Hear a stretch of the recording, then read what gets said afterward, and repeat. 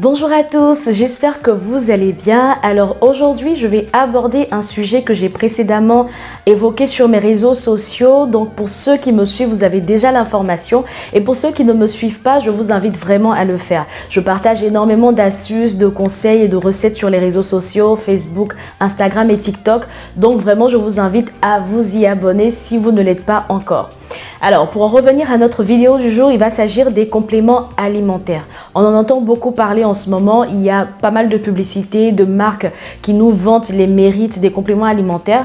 Donc moi, ma tâche aujourd'hui, ça va être de vous aider à mieux comprendre le fonctionnement de ces compléments alimentaires-là pour les bienfaits, enfin les bienfaits qu'ils présentent pour nos cheveux, et vous aider également à mieux choisir vos compléments alimentaires si vous souhaitez les tester.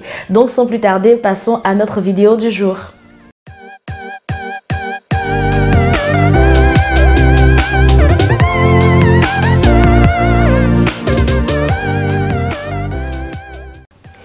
Les compléments alimentaires sont tout simplement des denrées alimentaires qui viennent en complément d'une alimentation qui est déjà elle-même saine et variée. Donc si vous n'avez pas une alimentation équilibrée, ce n'est même pas la peine de penser prendre des compléments alimentaires parce que votre organisme va réorienter les nutriments vers des zones vitales de votre corps. Donc commencez déjà par avoir une bonne alimentation, une alimentation équilibrée, riche en fer, en vitamines, etc. avant de penser à prendre des compléments alimentaires. Ensuite, les compléments alimentaires, ce ne sont pas non plus des médicaments qui vont venir guérir des pathologies et ce n'est pas non plus une recette miracle. Il ne faut pas s'attendre du jour au lendemain à avoir une poussée de cheveux de 15 cm. Non, ce n'est pas de ça qu'il s'agit. Il faut se donner aussi un certain temps pour la prise de compléments alimentaires. Généralement, on conseille de le faire sur 3 mois, tout simplement parce qu'au bout d'un mois, en général, on a une croissance des cheveux de 1%. Donc, au bout d'un mois, c'est quand même assez faible pour voir vraiment l'efficacité de ces produits-là. Donc, il faut partir sur 3 mois. Et au bout de 3 mois, si vous observez que vous avez 6 cm au lieu de 3 cm, là, oui, effectivement, vous pourrez voir que les compléments alimentaires ont une efficacité sur vos cheveux. Autre chose importante à savoir, c'est que tous les problèmes capillaires ne vont pas forcément nécessiter la prise de compléments alimentaires. Par exemple, si vous avez abusé des défrisages ou si vous avez fait une décoloration et que suite à cela, vous observez que vous perdez vos cheveux, que vos cheveux sont ternes, qu'ils sont cassants, bon, ça ne nécessite pas forcément ici de prendre des compléments alimentaires. Là, le problème, ce n'est pas une carence en nutriments. Le problème, c'est que votre routine capillaire n'est peut-être pas adaptée. Peut-être que vous n'avez pas le bon shampoing, peut-être que vous ne faites pas assez de soins, de masques, vous hydratez pas vos cheveux. Donc bien évidemment, sur la durée, vos cheveux vont se casser, vous allez perdre vos cheveux, vous allez observer des chutes importantes. Donc là, en ce moment-là, il faudra avoir une bonne routine capillaire.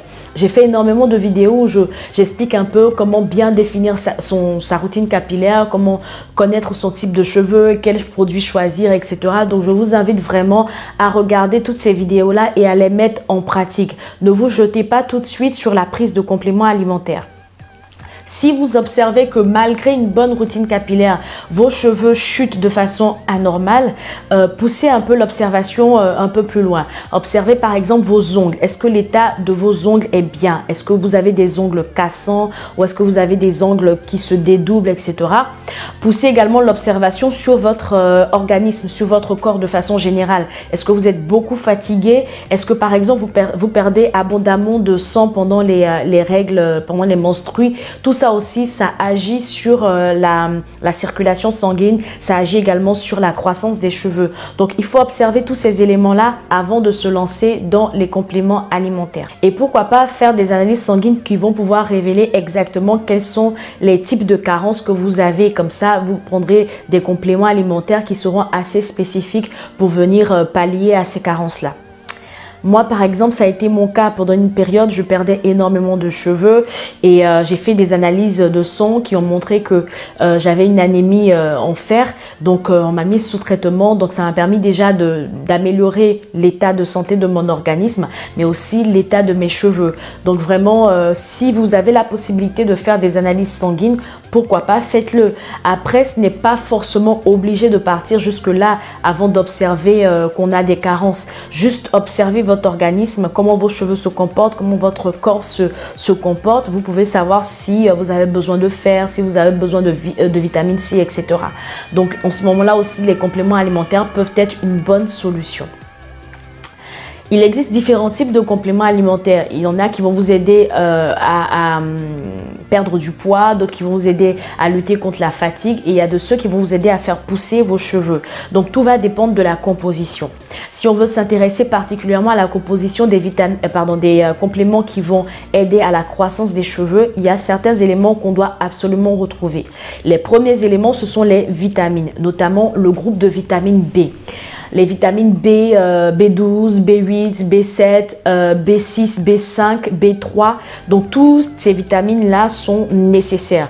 En particulier, en ce qui concerne les vitamines B, on va parler des vitamines B8 qui sont notamment appelées biotines, qui agissent tout de suite dans l'oxygénation sanguine. Et vu que la croissance des cheveux est fortement liée à la circulation sanguine, donc ce sont des vitamines qui vont tout de suite agir sur la croissance de vos cheveux.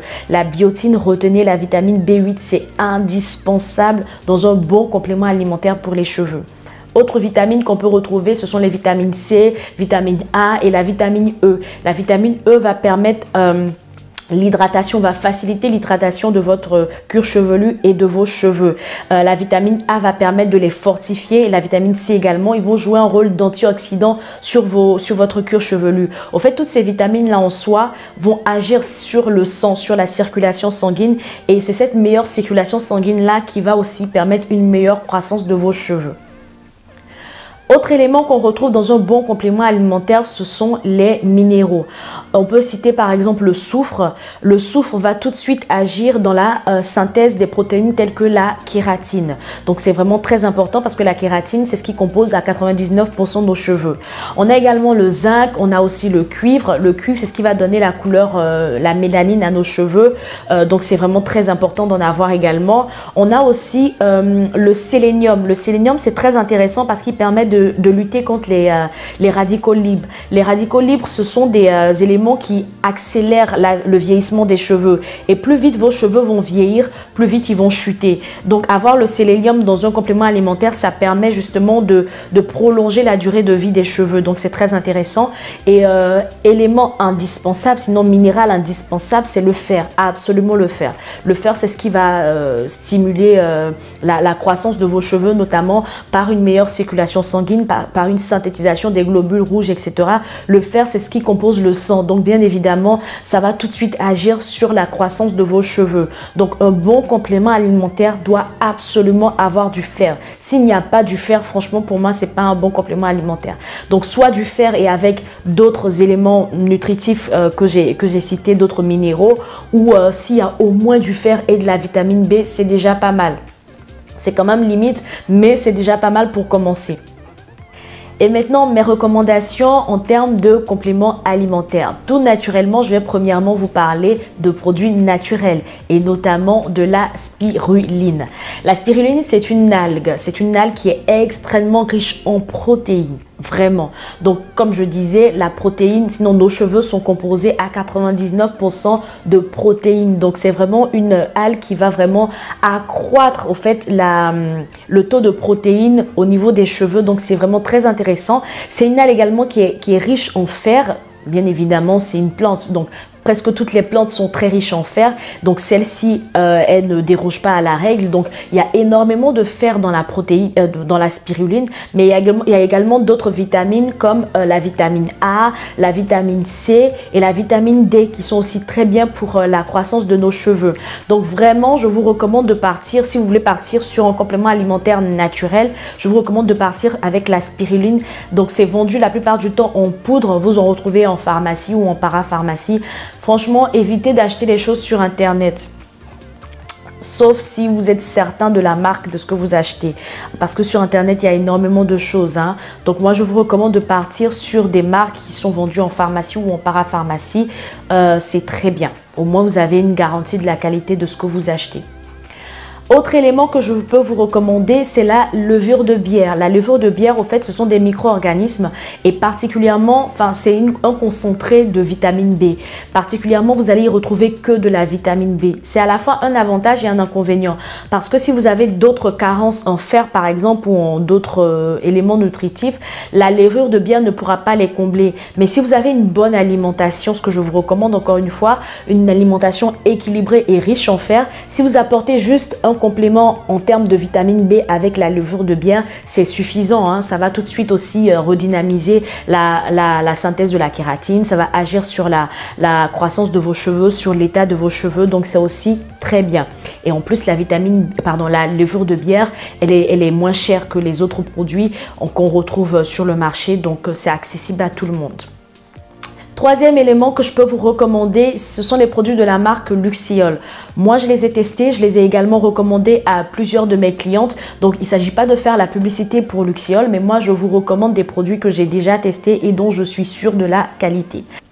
Alors, si on s'intéresse de plus près à la composition du Luxéol, on voit par exemple qu'on a de la vitamine B8, donc la biotine, on a du sélénium, du zinc et du cuivre. On a aussi un apport en termes de plantes qui va venir apporter justement le fer, donc la roquette et la prêle des champs. Donc vraiment, ce sont des éléments qui font que, bon, moi je trouve que ce produit-là est assez complet comme complément alimentaire pour aider à la fortification et à la croissance des cheveux. Alors, une fois qu'on a terminé sa cure de compléments alimentaires, parce que bien évidemment, les compléments alimentaires, ça ne se prend pas toute la vie. Il y a un moment donné, il va falloir arrêter. Et donc, il va falloir repartir sur une bonne routine capillaire, premièrement. Il va falloir ensuite avoir des coiffures protectrices et il va falloir faire attention à son alimentation. C'est vraiment la base. Voilà, c'est vraiment la base. Une bonne routine capillaire, une bonne alimentation et des coiffures protectrices pour prendre soin de ses cheveux. En ce moment, on se rapproche de l'hiver et moi je pense que c'est vraiment la bonne période pour tester les compléments alimentaires parce que en hiver on a quelques carences, on a de la fatigue qui commence à venir, on a également, on sort de l'été donc on a des cheveux qu'on a un peu négligés, on a moins de sécrétion de sébum à cause du froid au niveau du cuir chevelu et toujours à cause du froid on a des cheveux qui deviennent cassants, secs et ternes. Donc c'est peut-être le moment pour vous de tester les compléments alimentaires. En tout cas, moi, personnellement, j'ai déjà commencé ma cure. Je fais des cures 1 à 2 fois dans le mois, 1 à 2 fois dans l'année et particulièrement en fin d'année parce que justement, quand il commence à avoir l'hiver, voilà, moi, je commence à présenter quelques petites faiblesses là. Donc, c'est le moment pour moi de booster un peu mon organisme et de booster aussi la croissance de mes cheveux. Alors, moi, je pense que je vous ai dit tout ce que je savais sur les compléments alimentaires. N'hésitez pas à me contacter inbox sur les réseaux sociaux ou à me laisser des commentaires si vous avez des questions ou si vous souhaitez qu'on discute un peu de votre routine capillaire. N'hésitez surtout pas à me laisser vos commentaires. Je me ferai un grand plaisir de vous répondre. Et quant à moi, je vous dis rendez-vous la semaine prochaine pour un nouveau sujet déjà que j'ai commencé à présenter. On va parler de comment préparer sa routine capillaire pour l'hiver. D'ici là, je vous dis portez-vous bien et puis que le Seigneur vous garde. À très bientôt. Bye!